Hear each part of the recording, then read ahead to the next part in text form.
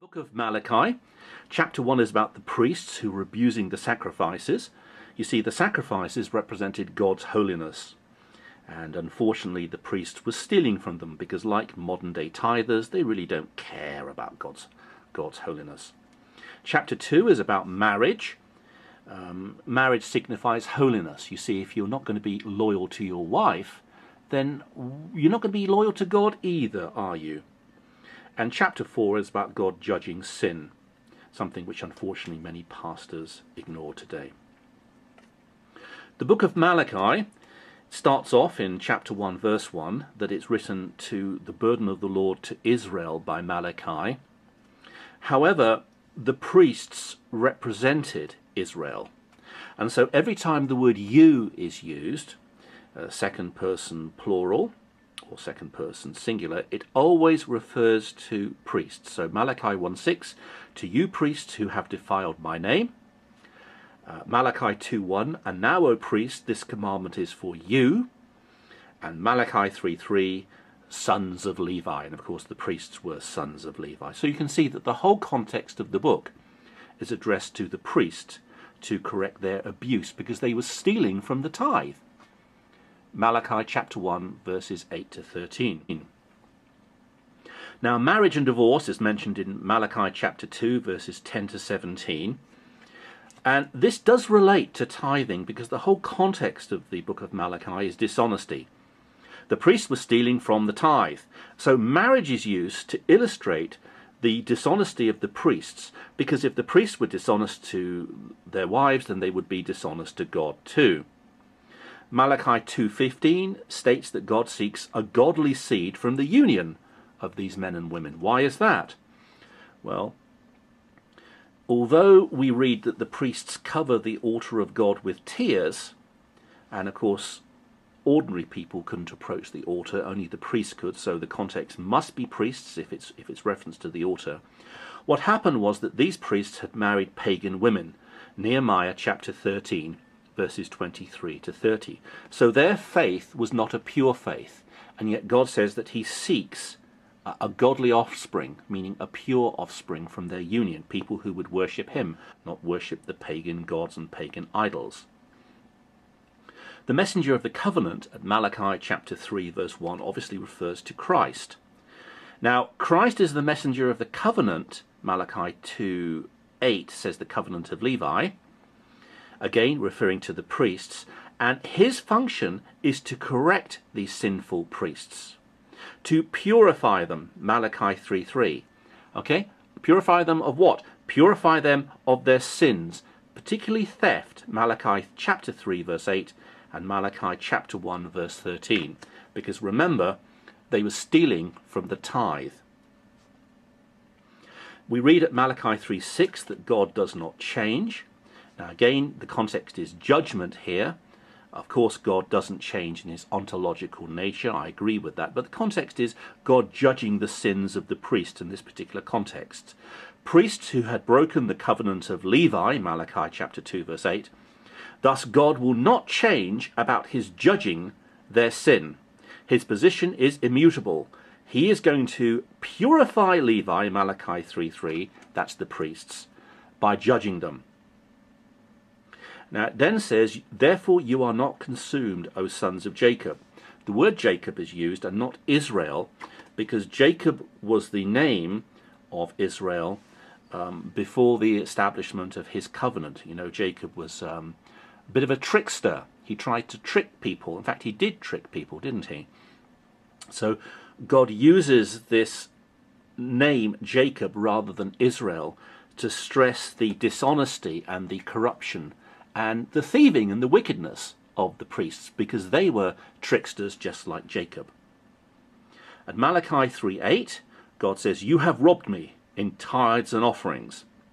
Now this refers to the priest because the specific tithe here is the Tumora Mesa.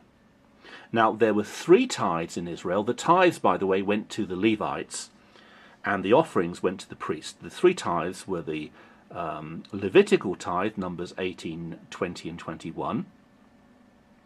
Then the festival tithe, Deuteronomy 14, 22 to 27. And finally, the poor tithe, Deuteronomy 14:28-29. Those three tithes went to the Levites. The offerings went to the priests, and one of those offerings was an offering of a tithe. You took the best 10% of the Levitical tithe and you gave that to the priests. It was called the Tamora Mesa, and we read about that in Numbers 18:26.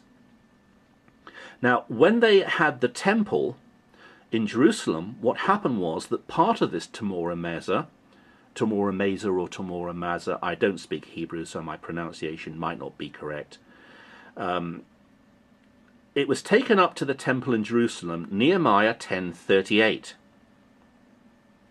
So, Malachi chapter 1 verse 6, Malachi 2 verse 1 is written to the priests.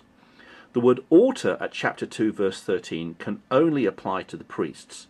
So the tithe that's mentioned in Malachi is not the Levitical tithe, festival tithe or poor tithe. It's the Tamora Maza. It's the tithe of the tithe. But why then does Malachi 3:9 state, "This whole nation has robbed me"? Does that mean that the book is written to the whole nation of Israel and not just to the Levitical priests? No. And the reason for that is this. The Levitical priests were the nation's representatives to God. The context is Levi, Malachi 3:3. The priests, Malachi 2:1. So when the priests stole from the tithes and the offerings, okay, Malachi chapter 1 verses 6 to 13, the whole nation is represented by this theft. And therefore, God says to these priests, "I will send a curse upon you." And when God curses the priests, they represent the whole nation. Therefore, the whole nation comes under that curse, and that curse was a lack of rain, producing famine. Now, the storehouse, Malachi 3:10, we do read in the Bible of 48 Levitical storehouses. That's Numbers 35, verses 1 and 2. Each of the Levites, you see, they lived in these 48 Levitical cities. Each of these cities had a storehouse. And you would take the tithes in carts to one of these Levitical cities. However, when they built the temple, then there was an additional storehouse, a 49th storehouse, which was in the temple in Jerusalem. So Nehemiah 10:37 states, "For the Levites should receive the tithes in their cities." So we again find that the tithe went to the 48 storehouses in the Levitical cities. But that was then taken in carts to Jerusalem.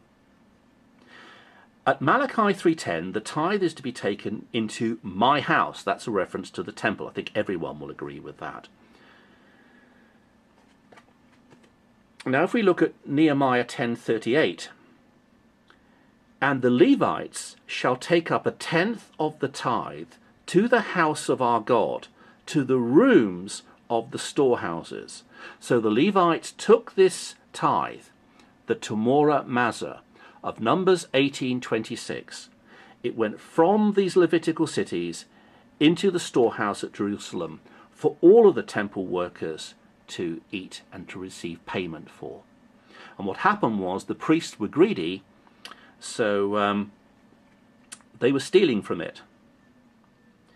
Now, Nehemiah 13:10 and 11 is why we read in Malachi 3:10, "Bring all the tithe into the storehouse." Because what we read in this verse was that the priests had taken the Levites' portion of the tithe. That's Nehemiah 10:13 and 11.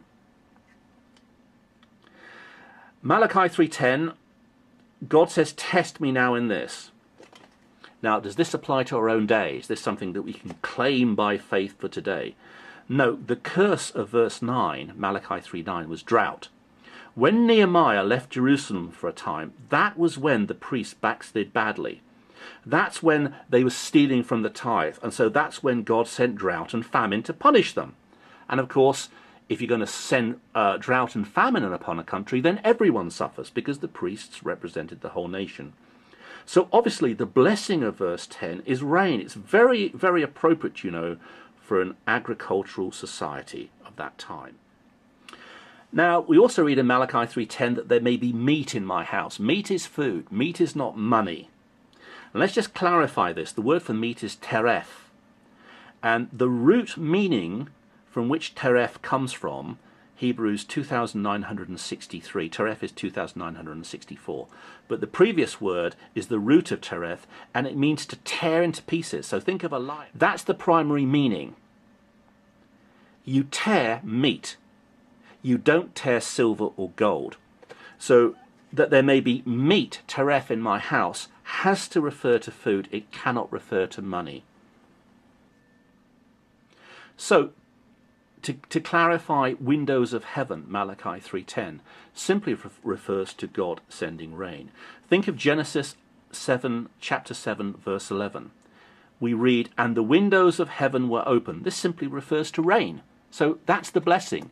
Can you see how in an agricultural context, and this was an agricultural society, the curse was simply a lack of rain producing famine, and the blessing was rain producing an abundance of crops, so many crops that their storehouses in the 48 cities and the 49th one in the temple would be filled.